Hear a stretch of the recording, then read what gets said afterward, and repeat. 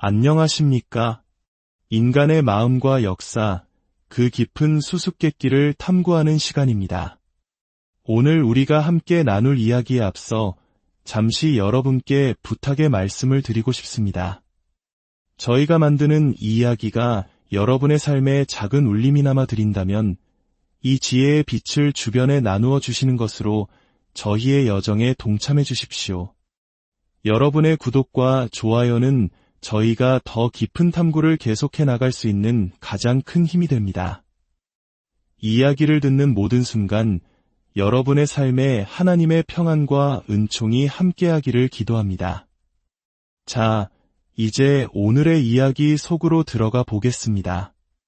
혹시 이런 경험 없으신가요?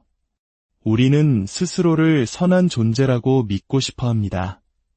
더 나은 세상을 꿈꾸고 더 나은 사람이 되기를 다짐하죠. 하지만 현실은 어떻습니까?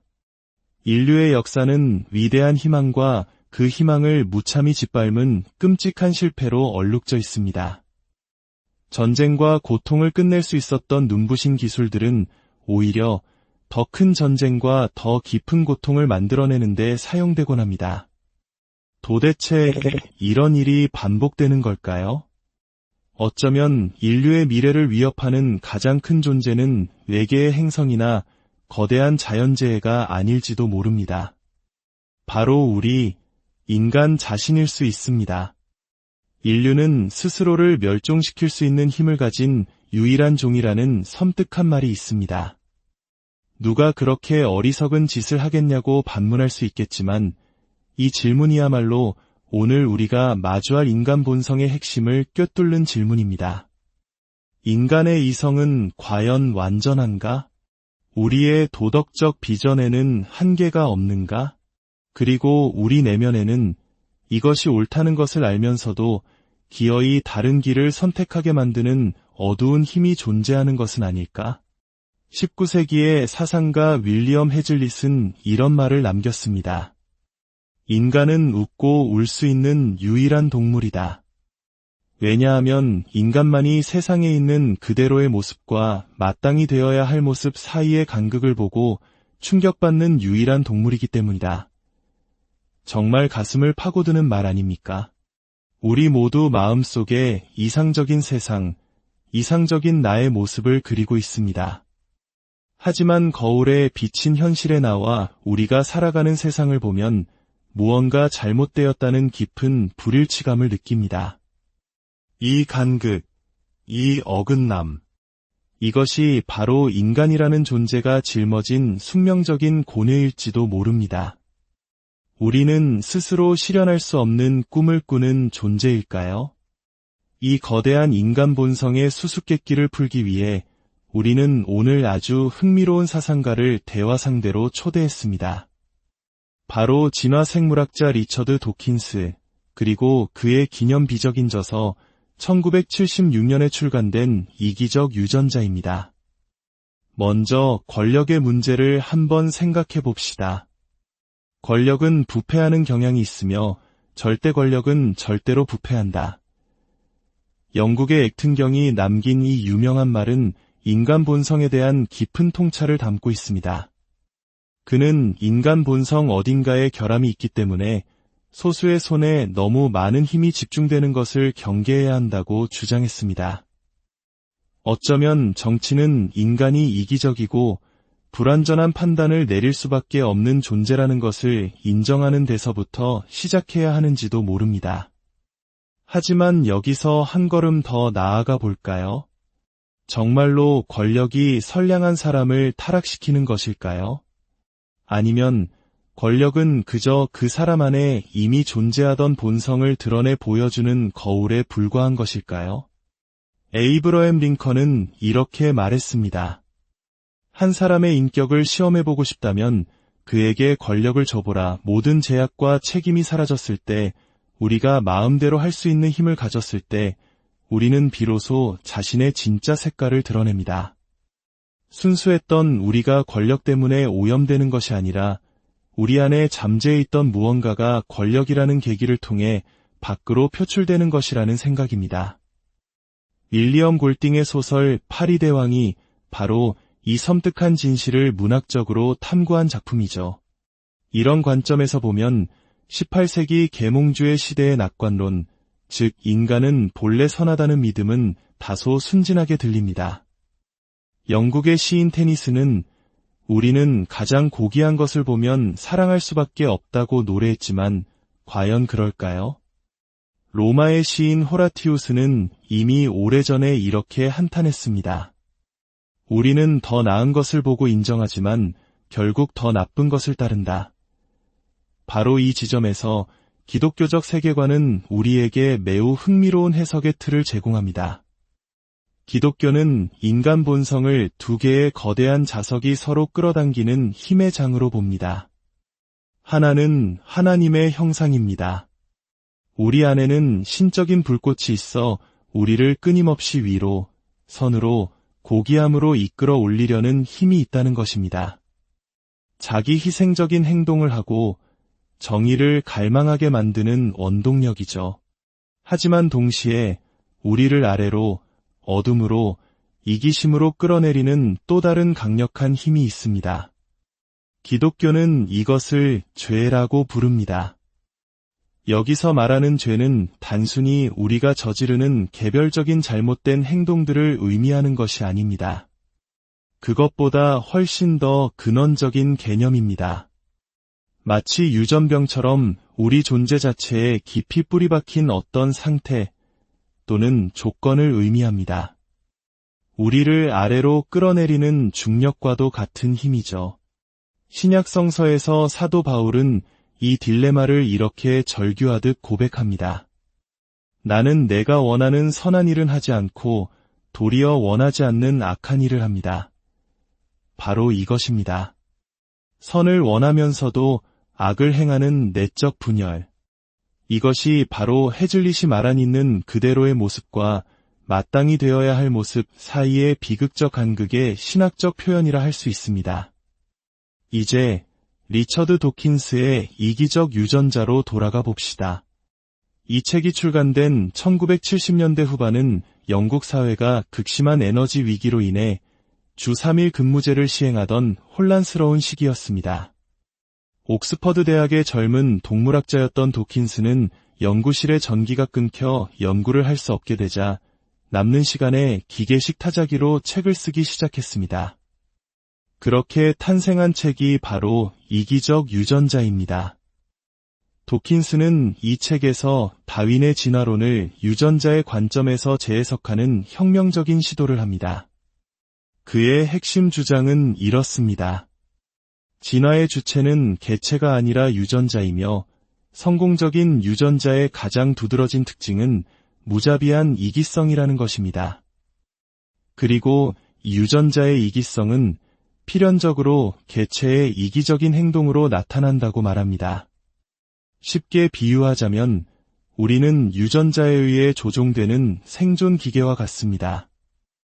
우리의 몸과 마음은 유전자가 자신을 복제하고 다음 세대로 전달하기 위해 만들어낸 운반체에 불과하다는 것이죠.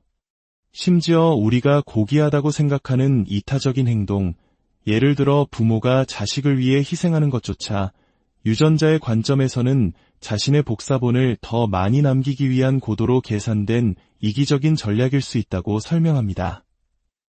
도킨스의 이 이론은 과학계를 넘어 사회 전체에 엄청난 충격을 주었습니다. 특히 1980년대 서구 사회를 휩쓴 개인주의와 신자유주의 이데올로기, 즉 탐욕은 좋은 것이라는 생각에 과학적 정당성을 부여하는 것처럼 보이기도 했습니다. 물론 도킨스 자신이 그런 정치적 주장을 한 것은 아니지만 시대적 분위기가 그의 이론을 그렇게 해석하도록 만들었던 것입니다.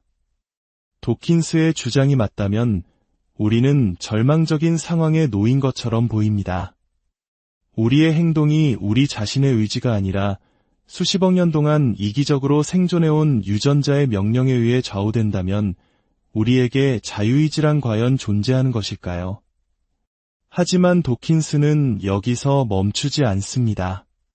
그는 암을 연구하는 종양학자가 암과 싸우는 것을 자신의 소명으로 삼듯 자신은 이기적 유전자의 실체를 폭로함으로써 우리가 그것에 맞서 싸울 수 있는 길을 열어주고자 한다고 말합니다.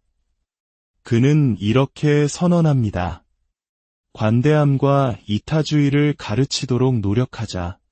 왜냐하면 우리는 이기적으로 태어났기 때문이다. 우리 자신의 이기적인 유전자가 무슨 짓을 꾸미고 있는지 이해하자. 그러면 적어도 우리는 그들의 계획을 뒤엎을 기회를 가질 수 있을 것이다.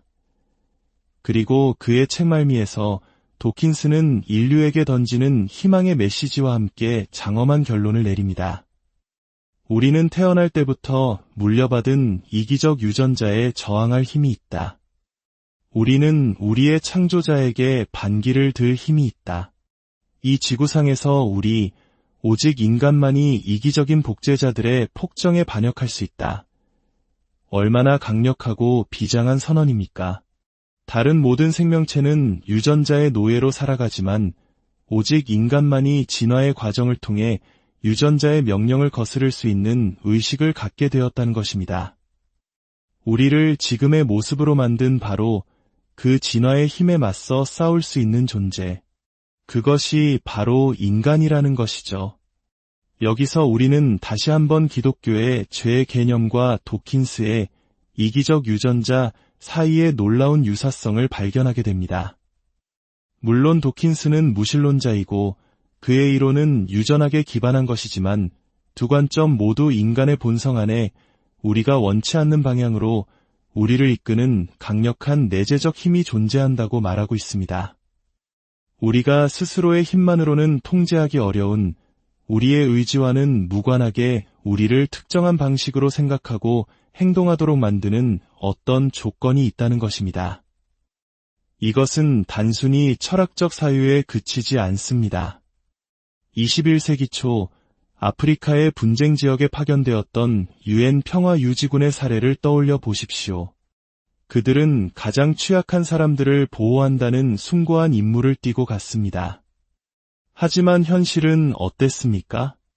일부 군인들은 오히려 현지 여성들을 성적으로 착취하고 유린하여 평화유지군 배입이라는 끔찍한 사회 문제를 낳았습니다. 당시 UN 사무총장은 이를 우리 시스템의 암이라고 표현했지만 신학자 라이놀드 니버의 관점에서 본다면 그 암은 시스템에만 있는 것이 아니라 그 시스템을 구성하는 인간 개개인의 본성 안에 이미 자리 잡고 있었던 것입니다. 19세기 다윈의 동료였던 토머스 헉슬리는 이 딜레마를 더욱 날카롭게 파고들었습니다. 그는 진화와 윤리라는 강연에서 이렇게 주장했습니다. 인류가 생존 경쟁에서 승리할 수 있었던 것은 교활함, 무자비함, 그리고 잔혹한 파괴성 덕분이었다. 그런데 이제 다른 모든 생명체를 정복한 인류에게 과거에는 생존에 필수적이었던 바로 그 자질들이 이제는 치명적인 결함이 되어버렸다는 것입니다. 우리가 문명사회를 건설하기 위해 버려야 할 죄악이 되었다는 것이죠. 헉슬리의 통찰은 충격적입니다. 그는 윤리란 진화의 자연스러운 과정, 즉 적자 생존의 원리를 따르는 것이 아니라 오히려 그 잔인한 원리에 정면으로 맞서 싸우는 것이어야 한다고 역설합니다. 우리의 진화적 본성은 약자를 도태시키라고 명령하지만 인간의 윤리는 약자를 보호하라고 가르칩니다. 진정한 인간다움은 우리의 동물적 본성을 거스르는 투쟁 속에 있다는 것입니다. 자, 이제 우리는 마지막 질문에 도달했습니다. 도킨스가 제안한 것처럼 우리가 우리 안에 이기적 유전자의 존재를 아는 것, 즉 교육만으로 과연 이 강력한 힘을 이겨낼 수 있을까요? 여기에 대해 우리는 좀 더 겸허하고 현실적인 태도를 가질 필요가 있습니다. 교육의 힘은 위대하지만 인간 본성 안에는 교육만으로는 해결할 수 없는 깊은 병이 있을지도 모릅니다. 5세기 신학자 아우구스티누스는 인간의 상태를 이렇게 비유했습니다. 자신이 병들었다는 사실을 인정하지 않고 치료받기를 거부하는 증상을 가진 병에 걸린 것과 같다고 말입니다. 우리가 문제의 원인을 안다고 해서 그 문제를 해결할 능력까지 저절로 갖게 되는 것은 아닐 수 있습니다. 어쩌면 우리는 우리 자신의 힘만으로는 이 굴레를 벗어날 수 없는 존재일지도 모릅니다. 기독교 신학은 바로 이 지점에서 은혜라는 개념을 제시합니다.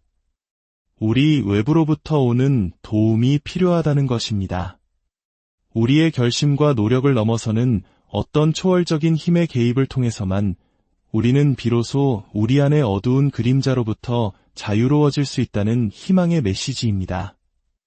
오늘 우리는 인간 본성이라는 깊고 어두운 시면을 들여다보았습니다. 우리 안에는 하나님의 형상을 따라 위로 솟구치려는 고귀한 열망과 이기적 유전자의 명령에 따라 아래로 추락하려는 어두운 본성이 함께 존재합니다. 이 긴장과 갈등이야말로 인간이라는 존재의 본질일지도 모릅니다. 여러분은 어떻게 생각하십니까? 우리는 스스로를 구원할 수 있을까요? 아니면 우리를 구원해줄 무언가가 필요한 존재일까요? 이 질문에 대한 답은 아마 우리 각자의 삶 속에서 평생에 걸쳐 찾아가야 할 것입니다. 오늘 이야기는 여기까지입니다. 이 깊은 성찰의 시간이 여러분의 영혼에 작은 파문을 일으켰기를 바랍니다. 여러분의 삶의 여정에 늘 지혜와 평화가 함께하기를 기원하며 다음 시간에 더욱 흥미로운 이야기로 다시 찾아뵙겠습니다.